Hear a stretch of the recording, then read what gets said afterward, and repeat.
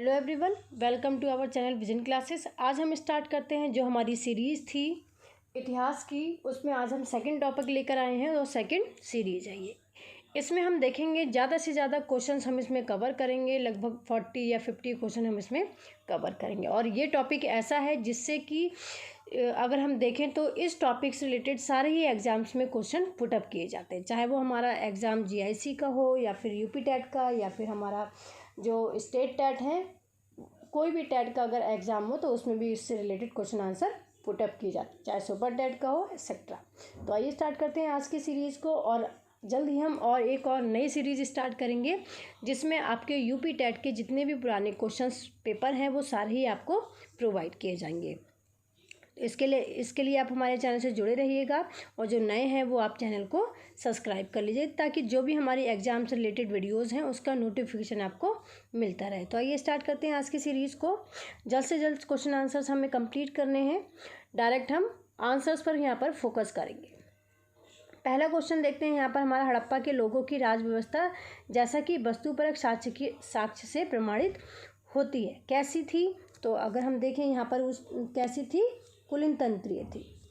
Second है, हड़प्पा सभ्यता के औजार और हथियार अधिकतर किसके बने होते थे? तो किसके बने होते थे? ताम्र, टीन और कांस्य के बने होते थे। क्वेश्चन नंबर थर्ड है, सिंधु घाटी सभ्यता के समय वजन और माप की संख्या क्या थी? तो क्या संख्या थी? 16 थी। देखें तो सिंधु घाटी के बाटों की तौल में 1, 2, 4, 8, 16, 32 आदि का था। संख्या के आधार पर कहा जा सकता है कि 16 इकाई वाले बाट सबसे ज़्यादा प्रयोग होते थे। क्वेश्चन नंबर 4 है, मोहनजोदड़ो की जल निकासी प्रणाली अद्भुत है। यहाँ से ईंट बनाने का भट्टा, घरों में सीढ़ियाँ, कपास, पत्थर के लिंग आदि मिले हैं। किस तरह की नर्तकी की प्रतिमा वहाँ से मिली है? तो हम आंसर देखते हैं तो कांस्य नर्तकी की प्रतिमा वहाँ से मिली है। क्वेश्चन नंबर 5 है, मोहनजोदड़ो की खोज सन 1922 में किसने की थी? तो आंसर है राखलदास बनर्जी ने की थी। जैसा कि हम लोग देखते हैं कि ज़्यादातर ये क्वेश्चन पुटअप किए जाते हैं। तो आइए स्टार्ट करते हैं। नेक्स्ट हमारा क्वेश्चन है, मोहनजोदड़ो का सबसे महत्वपूर्ण स्थल कौन सा है जो 11.88 मीटर लंबा, 7.01 मीटर चौड़ा एवं 2.43 मीटर गहरा है? तो यहाँ पर अगर हम आंसर देखें तो क्या है सबसे गहरा? विशाल स्नानागार। क्वेश्चन नंबर 7 है, किसने इस विशाल स्नानागार को तत्कालीन विश्व का एक आश्चर्यजनक निर्माण कहा है? तो उत्तर हम देखते हैं क्या है, सर्जन मार्शल ने इसे आश्चर्यजनक निर्माण कहा है। क्वेश्चन नंबर 8 है, 45.71 मीटर लंबी और 15.23 मीटर चौड़ी मोहनजोदड़ो की सबसे बड़ी इमारत कौन सी थी? तो यहाँ पर अगर हम देखें आंसर क्या होगा? विशाल अन्नागार थी। क्वेश्चन नंबर 9 है, कुओं के लिए फन्नीदार ईंटों का प्रयोग किया गया। इन ईंटों की चिनाई किस पद्धति से हुई थी? तो इंग्लिश बॉन्ड पद्धति से इनकी चिनाई हुई थी। क्वेश्चन नंबर 10 है, मोहनजोदड़ो में मारुति देवी की मूर्तियाँ मिली हैं। मोहनजोदड़ो में हड़प्पा की तुलना में पुरुष मूर्तियाँ ज़्यादा मिली हैं या नारी की मूर्तियाँ? तो यहाँ पर हम देखें कि आंसर क्या होगा? नारी की मूर्तियाँ वहाँ से ज़्यादा मिली हैं। क्वेश्चन नंबर 11 है, राजस्थान के गंगानगर जिले में स्थित कालीबंगा स्थल की खोज किसने 1953 में की थी? तो किसने की थी? आंसर हम देख लेते हैं यहाँ पर, ए घोष ने की थी।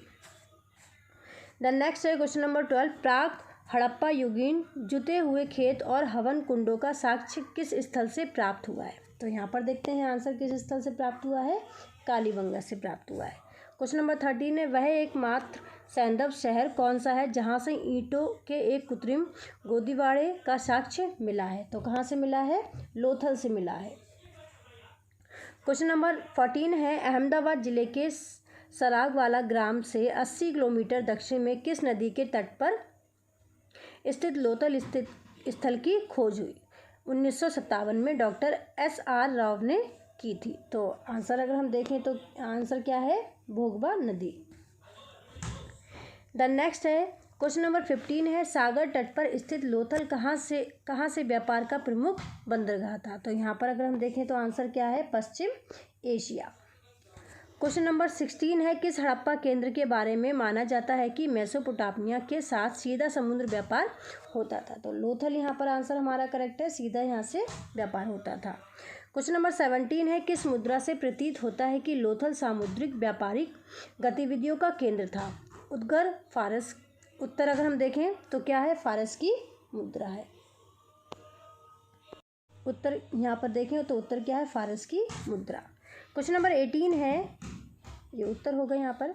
लोथल से प्राप्त एक मृदभांड पर ऐसा चित्र बना मिला है जिस पर पंचतंत्र की कहानी चालाक लोमड़ी का रूपांकन लगता है। यहाँ किस पक्षी का चित्रण सबसे ज़्यादा किया गया है? तो अगर हम आंसर देखें तो इसमें क्या है? आंसर हमारा यहाँ पर बत्तख का सबसे ज़्यादा चित्रण किया गया है। बत्तख का सबसे ज़्यादा चित्रण किया गया है। क्वेश्चन नंबर 19 है, किस स्थल पर दरवाजे बगल की गलियों में न खुलकर सामने सड़क पर खुलते थे? तो आंसर है लोथल।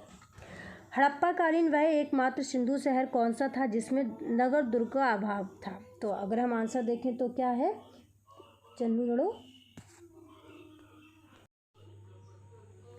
आंसर है हमारा चन्नूदड़ो।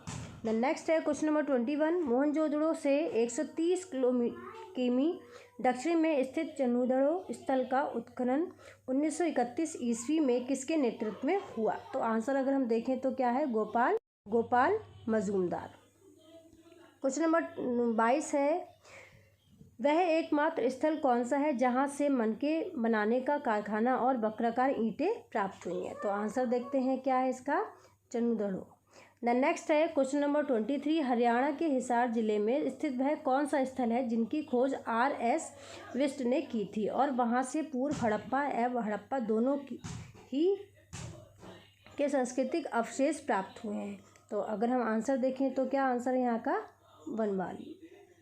क्वेश्चन नंबर 24 है, गुजरात के कच्छ जिले में स्थित एक बंदरगाह नगर सुतकोतड़ा की खोज वर्ष 1964 में किसने की थी? तो आंसर देखें किसने की थी? यहाँ पर जगपति जोशी ने की थी। क्वेश्चन नंबर 25 है, वर्ष 1921 में किसने सिंधु सभ्यता के पहले स्थल हड़प्पा की खोज की? इसीलिए सिंधु सभ्यता को हड़प्पा सभ्यता भी कहा जाता है। तो यहाँ पर हम आंसर देखें तो क्या है? आंसर दयाराम साहनी, जिन्होंने सबसे पहले सिंधु सभ्यता हड़प्पा सभ्यता की खोज की। क्वेश्चन नंबर 26 है, सिंधु घाटी सभ्यता का दूसरा महत्वपूर्ण स्थल मोहनजोदड़ो है। मोहनजोदड़ो का शाब्दिक अर्थ क्या है?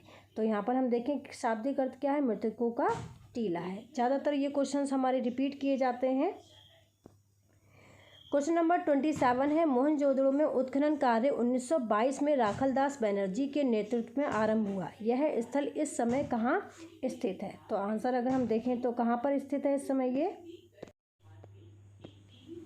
लरकाना जिला, सिंध प्रांत, पाकिस्तान में ये स्थित है। क्वेश्चन नंबर 28 है, भारतीय पुरातत्व महानिदेशक ने 1924 ईस्वी में सिंधु सभ्यता के खोज की विधिवत घोषणा की। उस समय भारतीय पुरातत्व का महानिदेशक कौन था? तो सर जॉन मार्शल था। द नेक्स्ट है क्वेश्चन नंबर 29, J.F. मैके ने 1927 से 1931 तक तथा G.F. डेल्स ने 1963 में हड़प्पा सभ्यता के किस स्थल में उत्खनन कार्य किया? तो यहाँ पर अगर हम आंसर देखें तो किस में किया? मोहनजोदड़ो में किया। क्वेश्चन नंबर 30 है, सिंधु घाटी सभ्यता के करीब 1500 स्थलों का अभी तक पता चला है। इनमें से केवल 7 को ही नगर की संज्ञा दी गई है। ये 7 स्थल कौन कौन से हैं? तो यहाँ पर अगर हम आंसर देखें तो कौन कौन से स्थल हैं? ये हमारे यहाँ पर हड़प्पा, मोहनजोदड़ो, चन्नूदड़ो, लोथल, कालीबंगा, सुतकाडोर और सुरकोटा। ये हमारा यहाँ पर ये 7 आंसर है।